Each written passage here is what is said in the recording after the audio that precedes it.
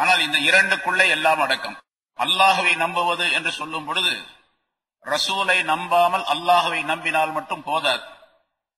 அல்லாஹுவை மட்டும் நான் நம்புகின்றேன், ஈமான் கொள்ளுகிறேன், அல்லாஹ்வுடைய ரசூலை நான் நம்ப மாட்டேன் என்று சொன்னால் அவர் அல்லாஹையும் நம்பாதவர் தான், அவரும் மூமின் என்பதாக சொல்லப்பட மாட்டார். அதனால ஆமன பில்லாஹ் என்பதற்குள்ளே ரசூலும் சேர்ந்து கொள்வார்கள். வல் யௌமில் ஆகிர், மறுமையை நம்புவது என்று சொல்லும் பொழுது அதற்குள்ளே மறுமை நாள் சம்பந்தப்பட்ட எல்லா விஷயங்களும் வந்துவிடும். சொர்க்கத்தை நம்புவது, நரகத்தை நம்புவது, கேள்வி கணக்கை நம்புவது, இறந்து விட்ட பின்னால் கபரிலே இருக்கக்கூடிய விஷயங்களை நம்புவது, அதற்கு பின்னால் எழுப்பப்பட்டு கேள்வி கணக்கு கேட்கப்படுவதை நம்புவது, மலக்குகளை நம்புவது, இவையெல்லாம் ஆகிரத்திற்குள்ளே வந்துவிடும். ஆக ஈமானுடைய நிபந்தனைகள் 7, 6 என்று சொல்லப்பட்டதெல்லாம் இந்த இரண்டுக்குள்ளே அடக்கம். அதனால் அல்லாஹ் பொதுவாக சொல்லிவிட்டான், மன் ஆமன பில்லாஹி வல் யௌமில் ஆகிர். ஆக முதல் நிபந்தனை ஈமான் கொண்டிருக்க வேண்டும். நிர்வாகிகளாக இருக்கக்கூடியவர்கள் மூமின்களாக, முஸ்லிம்களாக இருக்க வேண்டும், அல்லாஹ்வை நம்பி வாழக்கூடியவர்களாக இருக்க வேண்டும். முஷ்ரிக்குகளாக, காபிர்களாக, யூதர்களாக, கிறிஸ்தவர்களாக, மஜூசிகளாக, வேறு எந்த இனத்தவராகவும் எந்த மதத்தவராகவும் இருக்கக்கூடாது. எந்த மதத்தாரும் நிர்வாகத்திற்கு தகுதி இல்லாதவர்கள் என்பதை அல்லாஹ் குறிப்பிடுகின்றார். ஆக முதல் நிபந்தனை ஈமான் கொண்டிருக்க வேண்டும் என்று அல்லாஹ் தஆலா குறிப்பிடுகின்றார். ஏனென்று சொன்னால் அல்லாஹ் தஆலாவுடைய இந்த வீடு ஷிர்கை விட்டும் மனிதர்களை சுத்தப்படுத்துவதற்காக வேண்டி ஏற்படுத்தப்பட்ட வீடு. அல்லாஹ்வுடைய வீடு இது ஷிர்கை விட்டும் மனிதர்களையும் மனித உள்ளங்களையும் சுத்தப்படுத்துவதற்காக ஏற்படுத்தப்பட்ட வீடு. ஒரு முஷ்ரிக்கான மனிதர் ஒரு மஸ்ஜிதுக்கு நிர்வாகியாக ஆக்கப்பட்டால் அவர் சொல்லுகின்றார், நான் இந்த இடத்திலே எந்த விதமான ஷிர்கான காரியங்களையும் செய்ய மாட்டேன், ஷிர்க் என்றால் எனக்கு பிடிக்காது, ஷிர்கான காரியங்களை செய்யக்கூடிய பழக்கம் என்னிடத்தில் இல்லை, நான் ஒரே கடவுள் ஒன்றே என்று நம்பக்கூடியவன் தான் என்றெல்லாம் அவர் சொல்லுகின்றார். ஆனால் ஈமான் கொள்ளவில்லை. ஈமான் கொள்ளுவது வேறு, கடவுள் ஒருவர்தான் என்று சொல்லுவது வேறு. எல்லா இந்துக்களும் அப்படித்தான் சொல்லுகின்றார்கள். ஒன்றே குலம் ஒருவனே தேவன் அப்படின்னு சொல்றாங்க. ஆனா சொல்லுவது என்பது வேறு, ஈமான் கொள்வது என்பது வேறு. ஈமானுக்கு என்ன நிபந்தனைகள் இருக்கின்றவோ அவையெல்லாம் சேர்த்து அவர் நம்பிக்கை கொண்டு நாவால் மொழிய வேண்டும். அதற்கு பேர் தான் ஈமான் என்பதாக சொல்லப்படும். அப்படி இல்லாமல் இருந்தால் அவர் ஈமானுக்குள்ளே வர முடியாது, மஸ்ஜிதுக்கு நிர்வாகியாக வர முடியாது. சரி, ஒரு முஷ்ரிக்கான மனிதர் அப்படி சொல்லுகின்றார், வெறுமனே நாவின் மூலமாக, நான் எந்த கோயிலுக்கும் போக மாட்டேன், அப்படி பழக்கமே கிடையாது எனக்கு, சின்ன வயதிலிருந்தே அந்த கோயில்லாம் எனக்கு தெரியாது என்றெல்லாம் சொல்லுகின்றார் என்று இருந்தாலும் கூட அவரை நிர்வாகியாக வைக்கக்கூடாது. ஏனென்று சொன்னால் அவர் ஈமான் கொள்ளவில்லை என்பது முதல் கருத்து, முதல் காரணம். இரண்டாவது, அவர் ஷிர்க் உடையவராக இருக்கின்ற காரணத்தால், ஷிர்க் வைத்து வணங்கவில்லை என்று சொன்னாலும் கூட ஷிர்க்கை விட்டு அவர் இன்னும் நீங்கவில்லை என்ற காரணத்தால் அந்த ஷிர்க்கை அல்லாஹ் தஆலாவுடைய வீட்டிலே கொண்டு வந்து நுழைத்து விடுவதற்கு காரணமாக அவர் ஆகிவிடுவார். ஆகவே அவரை வைக்கக்கூடாது என்பது பொருளாகும். சரி, அதே போல அடுத்து அல்லாஹ் தஆலா சொல்லுகின்றான், வஅகாமஸ் ஸலா, தொழுகையை நிலைநிறுத்தக்கூடியவராக அவர் இருக்க வேண்டும். தொழுகையை சரியாக செய்யக்கூடியவராக, மஸ்ஜிதுகளிலே நிர்வாகிகளாக இருக்கக்கூடியவர்கள் தொழுகையை பேணுதலாக நிரந்தரமாக செய்து வரக்கூடியவர்களாக, தொழுது வரக்கூடியவர்களாக இருக்க வேண்டும். தொழாதவர்களை மஸ்ஜிதுடைய முத்தவல்லியாக, செயலாளராக, உறுப்பினர்களாக போடவே கூடாது என்பதும் அல்லாஹ் தஆலாவுடைய இந்த ஆயத்தினுடைய கருத்து. இல்ல ஹஜ்ரத், அவரை போட்டா அப்புறம் தொழுதுக்குவாரு அப்படின்னு சொல்றவங்களும் உண்டு. அவர் நிர்வாகியா போட்டுட்டாங்கன்னா மறுபடியும் தொழுதுக்குவாரு வந்து அப்படின்னு சொல்லி. எங்க ஹஜ்ரத் ஒருத்தட்ட சொன்னாங்க, ஒரு பள்ளியாசல் ஒரு மஸ்ஜிதுக்கு அவங்க போகும்போது சொன்னாங்க அந்த மக்கள், ஹஜ்ரத் இங்க உள்ள நிர்வாகிகள் சில பேர் தொழுக மாட்டேங்கிறாங்க, கொஞ்சம் சொல்லுங்க ஹஜ்ரத் அப்படின்னு. ஹஜ்ரத் சொன்னாங்க அவங்கள்ட்ட, தொழக்கூடியவர்களா பார்த்து முதல் நிர்வாகியா போடுங்க, தொழாதவரை கொண்டு வந்து போட்டுக்கிட்டு தொழுங்கன்னு சொல்றதை விட நீங்க தொழக்கூடியவர்களை பார்த்து முதல் நிர்வாகிய போட்டுங்க அப்படின்னு சொன்னாங்க. அது மாதிரி முதல்ல தொழக்கூடியவர் நிரந்தரமாக தொழுகை சம்பந்தப்பட்ட விஷயத்திலே முஹாஃபலத், தொழுகையை எப்படி தொழ வேண்டும் என்று அல்லாஹ் சொல்லி இருக்கின்றானோ, ரசூல் சொல்லி இருக்கின்றார்களோ அந்த முறைப்படி தொழக்கூடியவராக இருக்கின்றாரா என்பதை பார்த்து அவரை நியமனம் செய்ய வேண்டும் என்பது இதனுடைய விளக்கமாகும். இன்னும் சில பேர் சில இடங்கள்ல இருக்கிறாங்க, மஸ்ஜிதுக்கு முத்தவல்லியாகவோ அல்லது உறுப்பினராகவோ அதற்குரியவராகவோ வருவதற்காக வேண்டி அடுத்த வருஷம் அந்த மஸ்ஜிதிலே தேர்தல் நடக்கின்றது அல்லது தேர்ந்தெடுக்க போகின்றார்கள் முத்தவள்ளிகளை, உறுப்பினர்களை, நிர்வாகிகளை என்று சொன்னால் அவர் ஒரு 6 மாசத்துக்கு முன்னாலே தொழ ஆரம்பிச்சிடுவார். தொழுதுகிட்டே இருப்பார். ஒரு 6 மாசமா தொழுதுகிட்டே இருப்பார். இவர் தொழுகிறார், ஆக இவர் நல்ல மனுஷர், இப்ப வந்து தொழ ஆரம்பிச்சிட்டார், அதனால இவரை போட்டுடலாம் அப்படின்னு சொல்லிட்டு அவர் நிர்வாகியா போட்டுட்டாங்க, முத்தவள்ளியாகவோ அல்லது வேறு பதவியில அவர் போட்டதோடு நின்றுவார், அதோட ஸ்டாப் ஆயிடும். அதுக்கு பின்னால வர மாட்டார். இப்படி எல்லாம் நடந்து கொண்டிருக்கக்கூடிய நிலை இது நம்ம நாட்டில் பார்க்கணும். அதனால முதல்ல பாபந்தியாக தொழுகையை பேணுதலாக தொழுது வரக்கூடியவராக இருக்க வேண்டும். அதனால அல்லாஹ் குர்ஆன்ல பொதுவாக தொழக்கூடிய விஷயத்தை பற்றி சொல்லும் பொழுது அகீமுஸ்ஸலா, தொழுகையை நிலைநிறுத்துங்கள் என்றுதான் சொல்லுகின்றான் அல்லாஹ். தொழுகையை தொழுங்கள் என்பதாக சொல்லவில்லை. தொழுகையை நிலைநிறுத்துதல் என்பது அவர் எப்பொழுது பருவமடைந்தாரோ பாலிகானாரோ அந்த நேரத்திலிருந்து மௌத்து வரைக்கும் தொழ வேண்டும். அதுக்கு பிறகுதான் இகாமுஸ்ஸலா, தொழுகையை நிலைநிறுத்துதல் என்பதாக சொல்லப்படும். அந்த தன்மை உடையவராக முதலாவதாக தேர்ந்தெடுக்க, முதல்ல ஈமான் இருக்க வேண்டும், இரண்டாவது தொழுகை இருக்க வேண்டும். ஜகாத்தை கொடுத்து வரக்கூடியவராக அவர் இருக்க வேண்டும். இதெல்லாம் கட்டாய கடமைகள் இல்லையா? ஈமான் கொள்ளுவது, தொழுவது, ஜகாத்து கொடுப்பது கட்டாய கடமை. கட்டாயமான கடமையை, தன் மீது விதியாக்கப்பட்ட கட்டாயமான கடமையை செய்யாத ஒரு மனிதர் முத்தவல்லியாகவோ உறுப்பினராகவோ நிர்வாகியாகவோ போடப்படும் பொழுது கடமை அல்லாத காரியத்திலே அலட்சியம் காட்டக்கூடியவராக ஆகிவிடுவார். மஸ்ஜிதை பராமரிப்பது, மஸ்ஜிதுடைய சொத்துக்களை பராமரிப்பது, மஸ்ஜித் சம்பந்தப்பட்ட பல்வேறு விஷயங்களை பார்ப்பது, கவனிப்பது, இதுவெல்லாம் தொழுகையை விட கொஞ்சம் கம்மியானதுதான், ஜகாத்தை விட குறைவானதுதான், ஈமானை விட கம்மியானதுதான். ஈமான், தொழுகை, ஜகாத்து போன்ற உயர்தரமான கடமைகளையே செய்யாத ஒரு மனிதர் அதை விட குறைவாக உள்ள மற்ற காரியங்களை எப்படி செய்ய முடியும்? அதனால முதல்ல அதை கடமைகளை சரியாக செய்யக்கூடியவராக அவரை நாம் தேர்ந்தெடுக்க வேண்டும், இருக்கக்கூடியவரை தேர்ந்தெடுக்க வேண்டும் என்பதை அல்லாஹ் இங்கே குறிப்பிடுகின்றான். ஜகாத்தை கொடுத்து வர வேண்டும். அதே போன்று மஸ்ஜிதை நிர்வாகம் செய்யக்கூடிய விஷயத்திலே வலம் யக்ஷ இல்லல்லாஹ், அல்லாஹ்வை தவிர வேறு எவரையும் பயப்படாதவராக இருக்க வேண்டும். அவர் அல்லாஹ்வை தவிர வேறு யாருக்கும் அஞ்சக்கூடாது. அதாவது மஸ்ஜிதுடைய நிர்வாகத்துடைய விஷயத்திலே பல்வேறு விதமான சூழ்நிலைகள் ஏற்படும். இங்கே மஸ்ஜிதிலே பொதுவாக பணப்புழக்கம் இருக்கும், பொருளாதாரத்தினுடைய நிலை ஏற்படும்.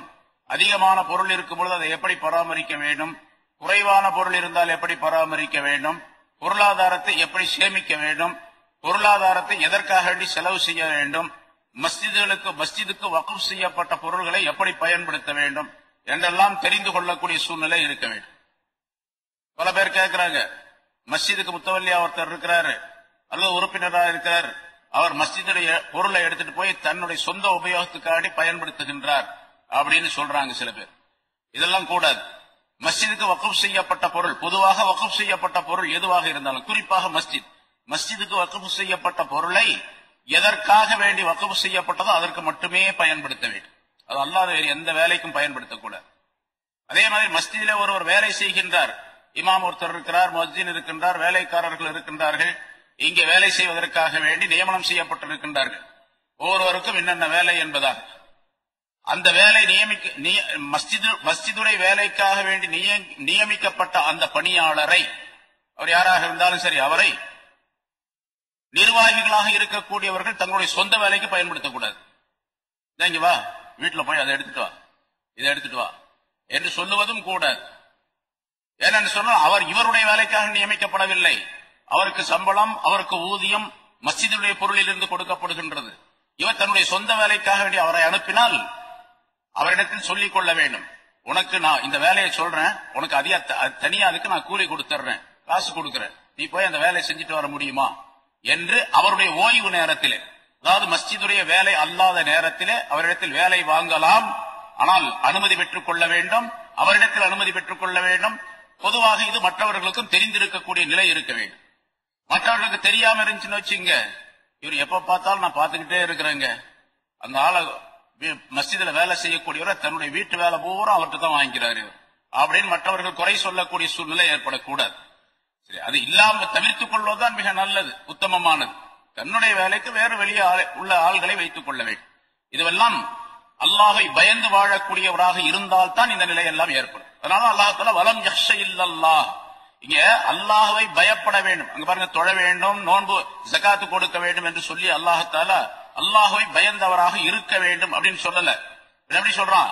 வலம் யக்ஷ இல்லல்லாஹ், அல்லாஹ்வை தவிர வேறு யாரையும் பயப்படாதவராக இருக்க வேண்டும் என்று சொல்லும் பொழுது அதிலே ஒரு அழுத்தம் இருக்கின்றது. பொதுவாகவே அரபியில் உள்ள வாசகம் குர்ஆன்ல லா இலாஹ இல்லல்லாஹ் என்ற கலிமா இருக்கு பாருங்க. லா இலாஹ இல்லல்லாஹ்னு என்ன அர்த்தம்? வணக்கத்திற்குரியவன் அல்லாஹ்வை தவிர வேறு யாரும் இல்லை அப்படின்னு சொல்றோம். லா இலாஹா, எந்த தெய்வமும் இல்லை, வணக்கத்திற்குரிய. லா இலாஹங்கிறது லா மஅபூத், வணக்கத்திற்குரியவன் யாரும் இல்லை, இல்லல்லாஹ், அல்லாஹ்வை தவிர. அப்ப அல்லாஹ் ஒருவன், வணக்கத்திற்குரியவன் அல்லாஹ் தான். அல் மஅபூது அல்லாஹ், அல்லது இன்னல்லாஹ மஅபூதுன், இன்னல்லாஹ் ஹுவல் மஅபூத், அல்லாஹ் தான் வணக்கத்திற்குரியவன். அப்படித்தானே சொல்லிட்டு போகணும். அப்படி சொன்னா கரெக்டா இருக்கும். இன்னல்லாஹ் ஹுவல் மஅபூத், இன்னல்லாஹ லஹுவல் மஅபூத் என்றால் அழுத்தமாக சொல்லலாம் எப்படி வேண்டுமானாலும். அப்படி அல்லாஹ் தஆலா சொல்லல. லா இலாஹ இல்லல்லாஹ் என்று சொல்லி இருக்கின்றான். லா இலாஹ இல்லல்லாஹ் என்ற அந்த கலிமாவிலே அல்லாஹ்வை தவிர வேறு யாரும் வணக்கத்திற்குரிய உலகத்தில் எந்த சக்தியும் கிடையாது, எந்த பொருளும் கிடையாது, எந்த மனிதரும் கிடையாது, எந்த மலக்கும் கிடையாது, எந்த விதமான பொருளும் எந்த விதமான சக்தியும் இந்த வணக்கத்திற்குரியவர்களாக ஆக முடியாது என்பதை வலியுறுத்தி சொல்வதற்காக வேண்டி அந்த வாசகம் அமைக்கப்பட்டிருக்கிறது. இது அரபியில உள்ள மிகச் சிறப்பான ஒரு அமைப்பு, ஒரு வாசக அமைப்பு. அதுபோல அல்லாஹ் தஆலா இங்கே சொல்லுகின்றான், வலம் யக்ஷ இல்லல்லாஹ், அல்லாஹ்வை தவிர வேறு யாரையும் அவர்கள் பயப்பட மாட்டார்கள். யாரையும் பயப்பட மாட்டார்கள் அப்படின்னு சொன்னா முரட்டுத்தனமா நடந்துக்குவாங்க அப்படின்னு அர்த்தம் இல்ல. உனக்கெல்லாம் எனக்கு பயம் கிடையாது, அல்லாஹ்வை தான் பயப்படுவேன் அப்படின்னு சொல்லிட்டு மக்களிடத்துல முரட்டுத்தனமாக நடந்து கொள்வது, நான் யாரையும் பயப்பட மாட்டேன், யாரு தெரியுமா அப்படிங்கறதெல்லாம் சொல்லக்கூடாது. அப்படி அர்த்தம் அல்ல. வலம் யக்ஷ இல்லல்லாஹ் என்று சொன்னாலே அல்லாஹ்வுடைய பயம் நிறைந்தவராக இருக்க வேண்டும் என்பது கருத்து. அல்லாஹ்வுடைய பயம் வந்து விட்டாலே பணிவு நிறைந்தவராக அவர் இருப்பார் அப்படின்னு, பணிவோடு இருக்கக்கூடியவராக இருக்க வேண்டும். ஏன்னா ஒரு மஸ்ஜிதுக்கு நிர்வாகியாக இருக்கக்கூடியவர் அந்த மஸ்ஜித் சம்பந்தப்பட்ட எத்தனை மனிதர்கள் இருக்கின்றார்களோ அந்த மஹல்லாவில அத்தனை மனிதர்களுக்கும் பொறுப்பாளியாக அவர் ஆகிவிடுகின்றார். அத்தனை மனிதர்களையும் கவனிக்க வேண்டிய கடமை அவருக்கு இருந்து கொண்டிருக்கின்றது. அத்தனை மனிதர்களுடைய நல்லது கெட்டதுகளை எல்லாம் கவனித்து தீர்ப்பு செய்யக்கூடிய பொறுப்பு அவருக்கு இருக்கின்றது. அவர்களை வழிநடத்தக்கூடிய பொறுப்பு அவருக்கு இருக்கின்றது. ஆகவே அவர் அல்லாஹ்வை தவிர வேறு யாரையும் பயப்படாமல் அல்லாஹ் மட்டுமே பயந்து அல்லாஹ்வுடைய கட்டளைகளை இந்த மஸ்ஜிதுகளிலே மக்கள் செய்வதற்காக வேண்டி, மக்கள் தொழுகை, நோன்பு, ஜகாத்து போன்றவற்றை மஸ்ஜிதிலே நிறைவேற்றுவதற்காக வேண்டி, மஸ்ஜிதிலே ஜிக்ரு, திலாவத்துல் குர்ஆன் ஆகியவை நிறைவேறுவதற்காக வேண்டி என்னென்ன வேலைகளை செய்ய வேண்டுமோ அந்த வேலைகளை அல்லாஹ்வுக்கு பயந்து அவர் செய்யக்கூடியவராக இருக்க வேண்டும் என்பது பொருளா. அஸா உலாயிக அன் யகூனு மினல் முஹ்ததீன், இத்தகையவர்கள் நிச்சயமாக, இந்த அஸா அப்படிங்கிற வார்த்தை ஆலிம்களுக்கு தெரியும். பொதுவாக இப்படி இருக்கலாம், இப்படி இருக்கக்கூடும் அப்படிங்கறதுக்காக வரும். இருக்கலாம் என்பதற்காக வரக்கூடிய ஒரு வார்த்தை அஸா என்பது. அஸா அயன் சீன் அஸா, அது அயன் சீன் அஸா. ஆனா அல்லாஹ் தஆலாவுடைய விஷயத்திலே குர்ஆன்ல சொல்லப்பட்ட அல்லாஹ் சம்பந்தப்பட்ட விஷயம் வந்தால் அந்த அஸா என்பது தஹ்கீகை குறிக்கும், அதாவது உறுதியான நிலையை குறிக்கும். அஸா உலாயிக, நிச்சயமாக அத்தகையவர்கள், அன் யகூனு முஹ்ததீன் மினல் முஹ்ததீன், அவர்கள் நேர்வழி பெற்றவர்கள் உள்ளவர்களாக நிச்சயமாக ஆகிவிடுவார்கள் என்பதாக பொருளாகுது. இந்த காரியங்களை செய்யக்கூடியவர்கள், அதாவது இந்த தன்மைகள் உடையவர்கள் மஸ்ஜிதுக்கு நிர்வாகிகளாக வந்துவிட்டால் அந்த நிர்வாகிகள் அல்லாஹ்வுடைய நேர்வழி பெற்றவர்களாக நிச்சயமாக ஆகிவிட முடியும் என்று அல்லாஹ் தஆலா குறிப்பிடுகின்றார். ஆக மஸ்ஜித் சம்பந்தப்பட்ட விஷயத்தை அல்லாஹ் தஆலா இதிலே குறிப்பிட்டு மஸ்ஜிதுகளை நிர்வாகம் செய்யக்கூடியவர்கள் இப்படித்தான் இருக்க வேண்டும் என்று அல்லாஹ் தஆலா குறிப்பிடுகின்றார். அதில் குறிப்பாக மோமீன்களாக இருக்க வேண்டும், முஸ்லிம்களாக இருக்க வேண்டும் என்பது ஷர்தான், முதல் நிபந்தனையாகும். ஆனா நிறைய பார்க்கிறோம், இந்த நிபந்தனைகள் எல்லாம் இல்லாததின் காரணமாகத்தான் பல மஸ்ஜிதுகளிலே குழப்பங்கள் ஏற்படுகின்றன. நிறைய மஸ்ஜிதுகளை நாம் பார்க்கின்றோம், ஃபித்னாக்கள், குழப்பங்கள், அங்கே சரியான நிர்வாகம் இல்லை, அவர் அப்படி நடக்கிறாரு இப்படி நடக்கிறாரு என்று மக்கள் எல்லாம் குறை சொல்வதற்கு காரணம் இந்த 4 ஷர்த்து. ஈமான் முதல் ஷர்த்து. ஈமான்ல 2 நிலைகளை அல்லாஹ் சொல்லி காட்டுகின்றான். ஒன்னு அல்லாஹ்வை நம்புவது, இன்னொன்று ஆகிரத்தை நம்புவது. அந்த 2ஐயும் 2ஆக எடுத்துக்கொண்டால் 5 நிபந்தனைகள் வரும். அல்லாஹ்வை நம்புவது, ஆகிரத்து மறுமையை நம்புவது 2, தொழுகையை நிறைவேற்றுவது, தொழுகையை நிலையாக தொழுது வருவது, ஜகாத்து கொடுப்பது 4, அல்லாஹ்வை தவிர வேறு யாரையும் பயப்படாமல் இருப்பது 5 நிபந்தனைகள். இந்த 5 நிபந்தனைகள் உள்ளவர் தான் மஸ்ஜிதுக்கு நிர்வாகியாக வர முடியும். வந்தால் அவர்கள் மிகப்பெரிய நேர்வழி பெற்றவர்களாக ஆகிவிடுவார்கள். எந்த விதமான குறையும் இல்லாமல் நிர்வாகம் நடந்து கொண்டிருக்கும் என்பதாக பொருளாகும். சரி, இதெல்லாம் இல்லாம இதுக்கெல்லாம் என்ன வேணும்? இன்னொரு கருத்தும் கூட இருக்கின்றது. இல்ல உலமாக்கள் சொல்லுவார்கள், பயப்படுதல் அப்படிங்கிறதுக்கு அரபில பயந்து கொள்ளுதல் அப்படிங்கிறதுக்கு ஹவுஃப் என்பதாக சொல்லப்படும். உருதுலையும் கூட ஹவுஃப்ங்கிற வார்த்தை உண்டு, சொல்லுவது பயம் அப்படிங்கிறது. குர்ஆன்ல நிறைய இடங்கள்ல ஹவுஃப் என்று வருகின்றது. ஹவுஃப்னா பயம்னு அர்த்தம். குர்ஆனுடைய முஹாவரால ஹஷ்யத் என்று ஒரு வார்த்தை இருக்கின்றது, அதுக்கும் பயம் அப்படின்னு அர்த்தம். ரஹபத் என்று ஒரு வார்த்தை இருக்கின்றது, அதுக்கும் பயம் அர்த்தம். ஹைபத் என்று ஒரு வார்த்தை இருக்கின்றது, அதுக்கும் பயம் தான் அர்த்தம். வஜல் என்று ஒரு வார்த்தை இருக்கின்றது, அதற்கும் பயம் அர்த்தம். இதுல 4 வார்த்தைகள் குர்ஆனிலே வருது. வஜல் என்ற வார்த்தையும் வருகின்றது,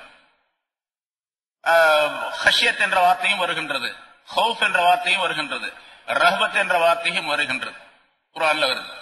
இந்த இடத்துல இந்த 4-5 விதமான வார்த்தைகளிலே அல்லாஹ் பயம் என்பதற்கு இந்த இடத்துல பயன்படுத்தி இருக்கக்கூடிய வார்த்தை. ஏன்னா அல்லாஹ் மிகப்பெரிய அறிவாளி, பரிபூர்ணமான அறிவு பெற்றவன். அவனுடைய அறிவுக்கு நிகராக எந்த அறிவும் கிடையாது. உலகத்தில் உள்ள எல்லா அறிவுகளையும் கொடுத்தது அவன்தான். அப்படிப்பட்ட மிகப்பெரிய அறிவாளியாக அல்லாஹ் ஒரு வார்த்தையை சொல்லுகின்றான் என்று சொன்னால் அந்த வார்த்தைக்குள்ளே பல கருத்துகள் இருக்கும், பல ஞானங்கள் இருக்கும். அதனால இங்கே அல்லாஹ் இன்னமா யஹாஃபுல்லா வலம் யக்ஷ இல்லல்லாஹ் என்ற இடத்துல வலம் யஹஃப் இல்லல்லாஹ் என்று சொல்லவில்லை. பயப்பட அவர்கள் அல்லாஹ்வை தவிர வேறு யாரையும் பயப்பட மாட்டார்கள் அப்படிங்கிறது இப்படின்னு சொல்லலாம். வலம் யஹஃப் இல்லல்லாஹ் அப்படின்னு சொல்லலாம். அப்படி சொல்லல அல்லாஹ் தஆலா. வலம் யக்ஷ இல்லல்லாஹ், ஹஷ்யத் என்ற வார்த்தையிலிருந்து வந்த யக்ஷா என்ற வார்த்தையை அல்லாஹ் இங்கே குறிப்பிடுகின்றார். ஹஷ்யத் அப்படிங்கிறதுக்கு கருத்து என்னன்னு கேட்டா மார்க்க அறிவுடன் கூடிய பயம் என்று அர்த்தம். மார்க்க விளக்கத்துடன் கூடிய பயம். நிர்வாகிகளாக இருக்கக்கூடியவருக்கு அல்லாஹ்வுடைய பயம் இருக்க வேணும், ஆனா மார்க்க அறிவும் இருக்க வேண்டும். ஷரியத் சம்பந்தப்பட்ட அறிவும் ஒரு இடத்துல இருக்கணும். அறிவு இல்லாமல், மார்க்க அறிவு இல்லாமல் பயம் மட்டும் இருந்தாலும் கூட தப்பு செய்யக்கூடிய சூழ்நிலை ஏற்பட்டுவிடும். இல்ம் இல்ல, மார்க்கம் சம்பந்தப்பட்ட இல்ம் இல்ல. இது வக்ஃபுடைய பொருளாச்சே, இதை அடுத்தவருக்கு கொடுக்கலாமா, நாம் உபயோகப்படுத்தலாமா, இதை எதற்காக வேண்டி உபயோகப்படுத்தலாம் என்ற இல்ம் இருக்க வேண்டும் அவரிடத்துல. அப்படி இல்மு இல்லாதவராக இருந்தால் இல்மு உடையவரிடத்தில் கேட்டு அந்த இல்மை உண்டாக்கி கொள்ள வேண்டும். அவருக்கு பேர் தான் ஹஷ்யத் இருக்கக்கூடியவர் என்பதாக பொருளாகும். வலம் யக்ஷ இல்லல்லாஹ் என்று சொன்னால் மார்க்க அறிவுடன் கூடிய பயம் அவருக்கு இருக்க வேண்டும். அல்லாஹ்வை தவிர அந்த பயத்தை வேறு எவர், அந்த பயம் அவரிடத்தில் கட்டாயமாக இருக்க வேண்டும். அல்லாஹ்வை தவிர வேறு யாரையும் அந்த விஷயத்திலே பயப்பட மாட்டார் என்பதாக பொருளாகும். அப்படி ஏராளமான விளக்கங்கள் இதற்குள்ளே இருக்கின்றன. சரி, இப்போ ஈமான் கொண்டவர் மட்டுமே இப்படி இருக்க வேண்டும் என்று சொல்லும்போது அப்ப காபிரானவர்கள் மற்ற வேலைகளுக்கு உபயோகப்படுத்தலாம், நிர்வாகத்துக்கு வரக்கூடாது. நிர்வாகம் முதல்ல சொல்லப்பட்ட 7 அர்த்தம் சொன்ன பாருங்க, அதுல எதுக்கும் வரக்கூடாது. இன்னமா யாமுரு மசாஜித் அல்லாஹ் அப்படிங்கிறது யாமுரு இமாரத் என்ற வார்த்தையிலிருந்து வந்தது. அதுக்கு கட்டடம் சம்பந்தப்பட்ட விஷயங்கள், இதை பாதுகாப்பது, சுத்தம் செய்வது, இப்படி எல்லாம் சொன்ன பாருங்க. இந்த விஷயங்களிலே நிர்வாகிகளாக வரக்கூடியவர்களுக்கு மட்டுமே, அவர்கள் மட்டுமே இந்த 5 விதமான நிபந்தனைகள் உடையவர்களாக இருக்க வேண்டும். சரி, கட்டடம் கட்டுறாரு ஒருத்தர், மஸ்ஜிதுடைய கட்டடத்தை கட்டுகின்றார், அவரும் மோமினாத்தா இருக்கணும். முஸ்லிம் அல்லாதவர் மஸ்ஜித் கட்டக்கூடாது அப்படின்னு சொன்னா ஒரு கட்டணம் கூட வராது. முஸ்லிம் அல்லாதவர்கள் தானே பெரும்பாலும் கட்டடம் கட்டுறாங்க. அப்ப அந்த நிர்வாகம் அப்படிங்கறதுல மஸ்ஜிதுக்குள்ளே உள்ள நிர்வாகம் என்பதில் தான் இந்த 5 விதமான நிபந்தனைகள் உடையவர்களாக இருக்க வேண்டும். கட்டடம் கட்டுறதோ அல்லது அதை சுத்தம் செய்வதோ அல்லது வேறு விதமான பராமரிப்புகளை ஏற்படுத்துவதோ இதுவெல்லாம் மூமின் அல்லாதவர்கள் செய்யலாம் என்பது பொருளாகும். அதனால இமாரத் அப்படிங்கிறதுக்கு இன்னொரு விதத்தில, இன்னமா யாமுரு மசாஜித் அல்லாஹ் அப்படிங்கிறதுக்கு இன்னொரு விதத்தில 2 விதமான கருத்துக்கள் சொல்லப்பட்டிருக்கின்றன. அதாவது மஸ்ஜிதினுடைய நிர்வாகம் சம்பந்தப்பட்ட விஷயங்கள் ஒன்று, இது அதனுடைய பராமரிப்புகள், அங்கு இருக்கக்கூடிய இபாதத் சம்பந்தப்பட்ட விஷயங்கள், இவற்றை நிர்வாகம் செய்வது. இன்னொன்று கட்டடம் கட்டுவது, அதை பராமரிப்பது, அதை சுத்தமாக வைத்துக் கொள்வது, அதற்கு தேவையான விஷயங்களை கவனிப்பது, இவையெல்லாம் வெளித்தோற்றமான விஷயங்கள். இந்த வெளித்தோற்றமான விஷயங்களிலே முஸ்லிம் அல்லாதவர்களை, மோமின் அல்லாதவர்களை பயன்படுத்திக் கொள்ளலாம் என்பதும் இதற்குரிய விளக்கமாக சொல்லப்பட்டிருக்கிறது. உலமாக்கள் இந்த ஹதீஸுல், இந்த ஆயத்தினுடைய விளக்கத்திலே குறிப்பிடுகின்றார்கள், வலில் முஸ்லிமீன அன் யக்பலு மினல் காஃபிரி மஸ்ஜிதன் பனாஹு காஃபிருன் அவ் அவ்ஸா பிபினாஇஹி அவ் தர்மீமிஹி இதா லம் யகுன் ஃபீ ذلك ضرر தீனியுன் வலா சியாசியுன். அதாவது ஒரு காஃபிரிடத்திலிருந்து ஒரு மஸ்ஜிதை கட்டி தருவதாக அவர் சொல்லுகின்றார் என்று சொன்னால் அவரிடத்திலிருந்து அதை ஏற்றுக்கொள்ளலாம். ஒரு முஸ்லிமுக்கு அது கூடும். ஒரு காஃபிரானவர் ஒரு மஸ்ஜிதை கட்டித் தருகின்றேன் என்று சொல்லுகின்றார், அல்லது மஸ்ஜிதுக்காக வேண்டி ஏதாவது பொருள் தருவதாக சொல்லுகின்றார், அதை ஏற்றுக்கொள்வது கூடும். அதை பழுது பார்த்து தருவதாக சொல்லுகின்றார், அதை ஏற்றுக்கொள்வதும் கூடும். ஆனால் அப்படி அவரிடத்திலிருந்து பெறக்கூடிய நேரத்தில் சில நிபந்தனைகளை கவனிக்க வேண்டும். அவர் கொடுக்கக்கூடிய பொருள் ஹராம் அல்லாததாக இருக்க வேண்டும், ஹராமான சம்பாத்தியமாக இருக்கக்கூடாது. ஹராமான சம்பாத்தியமாக இருந்தால் அது காபிரிடத்திலிருந்து மட்டுமல்ல, முஸ்லிம்களிடத்திலிருந்தும் பெறக்கூடாது இல்லையா? ஹராமான பொருளாக இருந்தால் மஸ்ஜிதுடைய செலவுகளுக்காக வேண்டி, பராமரிப்புக்காக வேண்டி, கட்டுமானத்திற்காக வேண்டி முஸ்லிம்களிடத்திலிருந்தும் பெறக்கூடாது, அதுவும் ஹராம். காபிர்களிடத்திலிருந்து தாராளமாக அது பெறக்கூடாது என்ற சட்டம் அது முன்னிலைப்படுத்தப்படும். ஒரு விஷயம், அதாவது ஹராமான பொருளாக இருக்கக்கூடாது. இரண்டாவது, அப்படி ஒரு காபிரான மனிதர் பொருள் கொடுப்பதின் காரணமாக அல்லது ஒரு மஸ்ஜிதை கட்டி கொடுப்பதின் காரணமாக தீன் சம்பந்தப்பட்ட எந்த இடையூறும் ஏற்படக்கூடாது.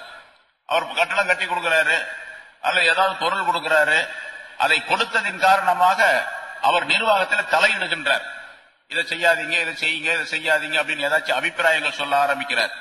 அல்ல தீனுடைய விஷயத்துல நான் அந்த மாதிரி நிறைய பொருள் கொடுத்திருக்கிறேன், எனக்கும் ஒரு உரிமை இருக்கின்றது, நான் நிர்வாகத்துக்கு வரல, இருந்தாலும் கூட அபிப்பிராயம் சொல்ற நீங்க ஏற்றுக்கொள்ளுங்கள் என்பதாக சொல்லி அந்த நிர்வாகிகளுக்கு இவர் உத்தரவு போடுகின்றார், இதை செய்யுங்க, இதை செய்யாதீங்க, இன்னென்ன காரியத்தை செய்யக்கூடாது, இன்ன காரியத்தை செய்யலாம் என்பதாக அவர் சொல்லுகின்றார். இது தீனிய வரர், தீன் சம்பந்தப்பட்ட இடையூறுகள் அவரிடத்திலிருந்து வருகின்றது. அந்த மாதிரி நிலை இருந்தால் அவருடைய பொருளை ஏற்றுக்கொள்ளக்கூடாது. அவர் கட்டடம் கட்டி கொடுத்தால், மசீது கட்டி கொடுத்தால் அது ஒப்புக்கொள்ளக்கூடாது. அவர் கொடுத்துட்டு போயிடுறார், அவருக்கு அதுக்கு மற்ற சம்பந்தமே இல்லை என்று இருந்தால் ஹலாலான பொருள் தான் ஏற்றுக்கொள்ளலாம்.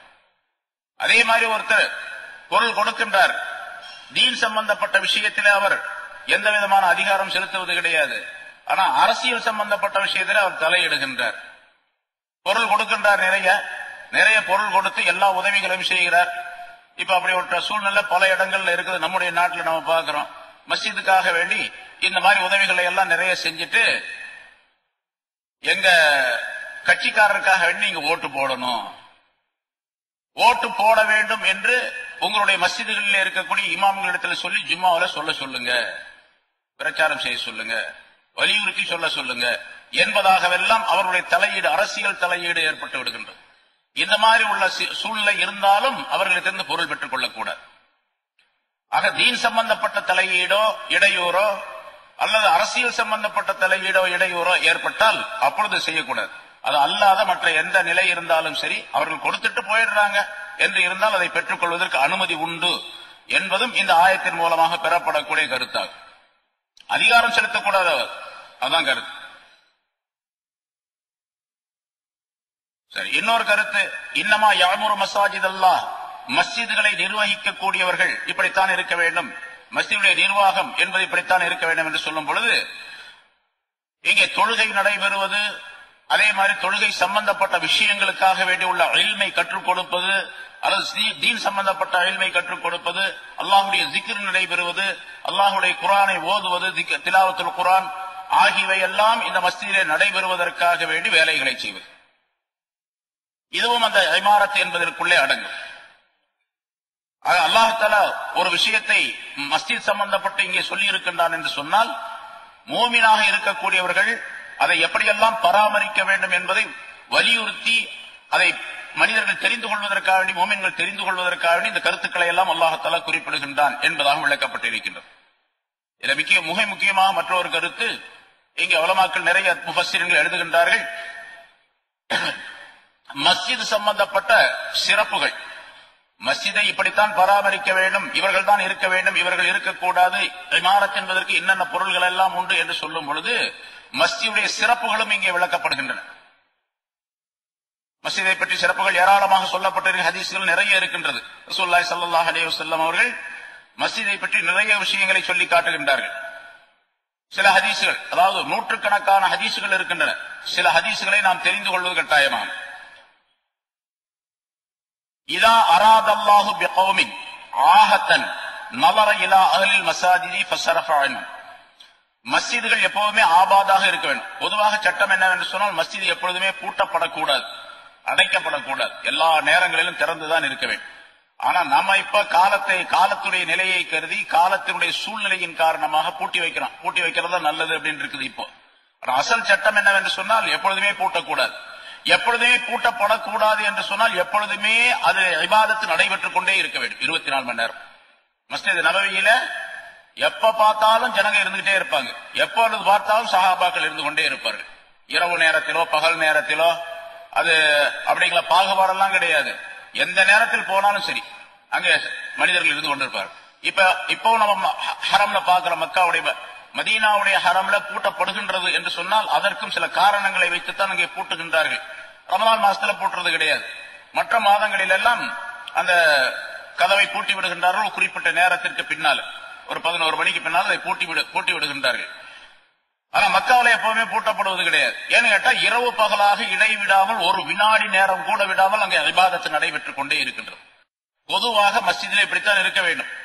இஷா தொழுகிறோம் என்று சொன்னால் ஒரு கூட்டம் வருவாங்க, தொழுவாங்க. இப்ப நம்முடைய இந்த மஸ்ஜிதில நம்ம பாக்குறோம் கிட்டத்தட்ட 11 மணி 11:30 மணி 12 மணி வரைக்கும் கூட தொழுகிறாங்க இங்க வந்து, இல்லையா?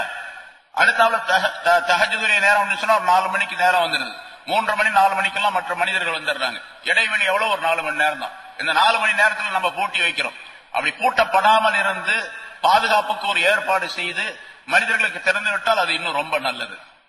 ஆனா அதையெல்லாம் பாதுகாப்புக்குரிய அந்த விஷயங்களை எல்லாம் நாம் கவனிக்கவும் வேண்டும். அது இல்லாம வெறுமனே திறந்து வைப்பது என்பது பிறகு அது பலவிதமான இடையூறுகளுக்கு காரணமாக ஆகிவிடும். அதையெல்லாம் கவனித்து செய்ய வேண்டும். சரி, இங்கே ரசூலுல்லாஹி ஸல்லல்லாஹு அலைஹி வஸல்லம் அவர்கள் சொல்லுகின்றார்கள், இப்ப அந்த மஸ்ஜித் சம்பந்தப்பட்ட விஷயத்துல இப்ப நான் சொன்ன அந்த விஷயம், அதாவது தொழுகை, ஜிக்ரு, திலாவத்துல் குர்ஆன் இவையெல்லாம் மஸ்ஜிதில் நடந்து கொண்டிருக்கும் பொழுது எப்பொழுதுமே மஸ்ஜிதிலே அல்லாஹ் தஆலாவுடைய இபாதத்து நடைபெற்றுக் கொண்டே இருக்கின்றது என்பதாக பொருளாகும். சரி, அல்லாஹ் தஆலா பல நேரங்களில சில நேரங்களில ஏதேனும் ஒரு ஆபத்தை மனித சமுதாயத்திற்கு அனுப்புகின்றான். அப்படி மனித சமுதாயத்திற்கு ஒரு ஆபத்தை அல்லாஹ் தஆலா அனுப்ப நாடினால் மஸ்ஜிதுகளில் உள்ளவர்களை அல்லாஹ் தஆலா பார்க்கின்றான். மஸ்ஜிதுகளிலே மனிதர்கள் இபாதத் செய்து கொண்டிருப்பதின் காரணமாக மனிதர்களுக்கு ஏற்படுத்தப்பட்ட அந்த ஆபத்தை தடுத்து நிறுத்தி விடுகின்றான் என்பதாக குறிப்பிடுகின்றார்கள். இதா அராதல்லாஹு பிகௌமின் ஆஹத்தன் நவர இலா அஹ்லில் மஸாஜித் ஃபஸரஃப அன்ஹும் என்பது ஹதீஸ். அந்த ஆபத்தை தடுத்து நிறுத்தி விடுகின்றான் மஸ்ஜிதிலே இருப்பவர்களின் காரணமாக. அப்படின்னா மஸ்ஜித் எவ்வளவு பெருசு. இதே மனிதர்கள் வீட்டில இருந்தாங்க, அல்லது ஏதாவது ஒரு விழாவில் கலந்துகிட்டு இருக்கிறாங்க, அல்லது ஒரு மண்டபத்தில் இருக்கிறாங்க, அல்லது ஒரு மாளிகையில் இருக்கிறாங்க, அங்கெல்லாம் அப்படி செய்யப்பட மாட்டார். அங்க இருக்கக்கூடியவர்கள் எவ்வளவு பெரிய மனிதர்களாக இருந்தாலும் சரி, மஸ்ஜிதில் இருக்கக்கூடியவர்களை கவனித்து மட்டுமே அந்த ஆபத்தை தடுத்து நிறுத்தப்படுகின்றது என்பதாக குறிப்பிடுகின்றார். அல்லாஹ் தஆலா சொல்லுவதாக ரசூலுல்லாஹி ஸல்லல்லாஹு அலைஹி வஸல்லம் சொல்லுகின்றார்கள். அல்லாஹ் சொல்லுகின்றான், வஇஸ்ஸதி வஜலாலி, என்னுடைய கண்ணியத்தின் மீது ஆணையாக, என்னுடைய மகத்துவத்தின் மீது ஆணையாக, இன்னில் அஹம்மு பி அஹ்லில் அர்லி அஸாபன், பூமியிலே உள்ளவர்களுக்கு ஒரு தண்டனையை நான் ஏற்படுத்த வேண்டும் என்று நினைக்கின்றேன், நாடுகின்றேன். ஃபைதா நல்லத்து இலா உம்மாரி புயூதி, என்னுடைய வீடுகளை என்னுடைய வீடுகளை செழிப்பாக்கக்கூடியவர்களை நான் பார்த்தால், வயலல் முதஹாபீன ஃபிய்ய, எனக்காக வேண்டி ஒருவருக்கொருவர் அன்பு கொள்ளக்கூடிய மனிதர்களை நான் பார்த்தால், வயலல் முஸ்தக்ஃபிரீன பில் அஸ்ஹார், சஹர் நேரங்களிலே இஸ்திக்ஃபார் செய்யக்கூடியவர்களை நான் பார்க்கும் பொழுது, ஸரஃப்து ஸாலிக அன்ஹும், அந்த தண்டனையை அவர்களை விட்டு நான் திருப்பி விடுகின்றேன் என்று அல்லாஹ் சொல்லுவதாக குறிப்பிடுகின்றார்கள். 3 விஷயம் இங்கே சொல்லுகின்றார்கள். அல்லாஹ் ஒரு தண்டனை அனுப்பும் பொழுது 3 சாரார்களை கவனிக்கிறான். பள்ளிவாசல பார்க்கிறான், பள்ளிவாசல்ல இபாதத் செய்து கொண்டிருந்தால் அந்த தண்டனை போயிடும், நிறுத்திடுறான். அதே மாதிரி அல்லாஹுக்காக வேண்டி ஒருவருக்கொருவர் நட்பு கொள்ளக்கூடிய தன்மையுடைய நிலை மனிதர்களிடத்தில் இருந்தால் அப்பொழுதும் அல்லாஹ் தஆலா தடுத்து நிறுத்தி விடுகின்றான். சஹர் நேரத்திலே எழுந்து தங்களுடைய பாவங்களுக்காக வேண்டி மன்னிப்பு தேடக்கூடியவர்கள் இருந்தால் அப்பொழுதும் அல்லாஹ் தஆலா தடுத்து நிறுத்தி விடுகின்றான் என்றெல்லாம் குறிப்பிடுகின்றார்கள். முஆத் இப்னு ஜபல் ரலியல்லாஹு தஆலா அறிவிக்கக்கூடிய ஒரு ஹதீஸிலே ரசூலுல்லாஹி ஸல்லல்லாஹு அலைஹி வஸல்லம் அவர்கள் சொல்லுகின்றார்கள், இன்ன ஷைத்தான ஜீபுல் இன்சான், ஷைத்தான் இருக்கின்றானே அவன் மனிதனுக்கு ஓனாய், மனிதனுடைய ஓனாயை போன்றவன். கஸீபில் கனம், எப்படி ஆட்டுக்கு ஓனாய் இருக்கின்றதோ அது போன்று. அந்த ஓனாய் என்ன செய்யும்? காட்டில் இருக்கக்கூடிய ஓனாய் யஹுது ஷாத்தல் காசியத்த வன் நாஹியத்த, தனித்திருக்கக்கூடிய ஆட்டை அல்லது தன்னுடைய ஜமாஅத்தை விட்டும் கூட்டத்தை விட்டும் ஒதுங்கி இருக்கக்கூடிய ஓரத்தில் போய்விட்ட ஒரு ஆட்டை அந்த குள்ளநரி அந்த ஓனாய் பிடித்து சென்று விடும். அதுபோன்று மனிதன் மஸ்ஜிதை விட்டு வெளியே தனித்து போய்விட்டால், ஜமாத்தை விட்டு தனித்து போய்விட்டால், மஸ்ஜிதை விட்டு வெளியே போய்விட்டால், அதாவது மஸ்ஜிதுக்கு வருவதே இல்லை அப்படின்னு அர்த்தம். ஜமாத்தோடு இணைந்திருக்க வேண்டும் என்று சொன்னால் மஸ்ஜிதுக்கு தான் வரணும். அதை விட்டு நீங்கி விட்டால் ஷைத்தான் அவனை கவ்வி கொண்டு போய்விடுகின்றான். அதாவது ஷைத்தான் இவனுக்கு ஓனாயாக மாறிவிடுகின்றான் என்று குறிப்பிட்டு, பையாக்கும் வஷ்யாப, உங்களுக்கு நான் எச்சரிக்கை செய்கின்றேன், நீங்கள் பல கூட்டங்களாக பிரிந்து விடுவதை எச்சரிக்கை செய்கின்றேன், பல பிரிவினர்களாக பிரிந்து விடுவதை உங்களுக்கு எச்சரிக்கை செய்கின்றேன். வஅலைக்கும் பில் ஜமாஅ வல் ஆம்மா வல் மஸ்ஜித, நீங்கள் ஜமாஅத்தை பற்றி பிடித்துக் கொள்ளுங்கள், பொதுமக்களோடு சேர்ந்து வாழ்வதை பற்றி பிடித்துக் கொள்ளுங்கள், மஸ்ஜிதில் இருப்பதை பற்றி பிடித்துக் கொள்ளுங்கள் என்பதாக சொன்னார்கள். இன்னொரு ஹதீஸில், இன்னல் மசாஜித புயூத்துல்லாஹி ஃபில் அர்த், மஸ்ஜிதுகள் எல்லாம் அல்லாஹ் தஆலாவுடைய வீடுகள் இந்த பூமியிலே, மஸ்ஜிதுகள் எல்லாம் அல்லாஹ்வுடைய வீடுகள். வஇன்னஹு ஹக்குன் அலல்லாஹி அன் யுக்ரிம மன் ஸாரஹு ஃபீஹா, அல்லாஹ்வுடைய வீட்டுக்கு எவர் வருகின்றாரோ அவரை கண்ணியப்படுத்துவது வீட்டுக்காரருடைய பொறுப்பு, கடமை. அதாவது அல்லாஹ்வுடைய கடமை. அல்லாஹ் கண்டிப்பாக அவர்களை கண்ணியப்படுத்துகின்றான் அல்லாஹ்வுடைய வீட்டுக்கு, தன்னுடைய வீட்டுக்கு வரக்கூடியவர்களுக்கு என்பதாக குறிப்பிடுகின்றார்கள். ஹுசூருல் மூமினி ஸலாஸா, ஒரு மனிதனுக்கு, ஒரு மூமினான மனிதனுக்கு பாதுகாப்பு தரக்கூடிய கோட்டைகள் 3. மனிதனுக்கு எல்லா விதமான ஆபத்துகள், துன்பங்கள், துயரங்கள், தீமைகள் எல்லாவற்றை விட்டும் பாதுகாப்பு தரக்கூடிய கோட்டைகள் 3. ஒன்று அல் மஸ்ஜித், அல்லாஹ்வுடைய மஸ்ஜித். இரண்டாவது ஜிக்ருல்லா, அல்லாஹ்வுடைய ஜிக்ர். மூன்றாவது திலாவத்துல் குர்ஆன், குர்ஆன் ஓதுவது. அந்த ரெண்டு இதுக்குள்ளேயே இருக்குது. ஜிக்ரும் குர்ஆன் ஓதுவதும் மஸ்ஜிதுக்குள்ளேயே இருக்குது. மஸ்ஜிதிற்குள்ளே வந்துவிட்டால் மூன்றுமே கிடைத்துவிடும், மிகப்பெரிய பாதுகாப்பு என்பதாக குறிப்பிடுகின்றார். மிகப்பெரிய பாதுகாப்பு என்பதாக குறிப்பிடுகின்றார். நம்ம பார்க்கிறோம், சில இடங்கள்ல இந்த நிலநடுக்கங்கள்லாம் ஏற்பட்டது. ஒரு 2-3-4-5 வருஷத்துக்கு முன்னால் இத்தாலியில ஏற்பட்ட அந்த நிலநடுக்கத்துல அருகில் இருந்த ஒரு மஸ்ஜித் மட்டும் அப்படி தனியா நிக்குது. மற்ற எல்லா கட்டடங்களும், பெரும் பெரும் கட்டடங்கள்லாம் இடிந்து விழுந்து விட்டது. மஸ்ஜிதும் மஸ்ஜிதை ஒட்டி கொண்டிருந்த இன்னொரு கட்டமும் அப்படியே நிக்குது. இது மாதிரி பல இடங்கள்ல வரலாற்றிலே நாம் பார்க்கின்றோம். ஆக மஸ்ஜிதை அல்லாஹ் தஆலா அந்த ஆபத்தில் இருந்து காப்பாற்றுகின்றான், மஸ்ஜித் உடையவர்களை காப்பாற்றுகின்றான் என்ற கருத்து சொல்லப்பட்டிருக்கிறது. இங்கே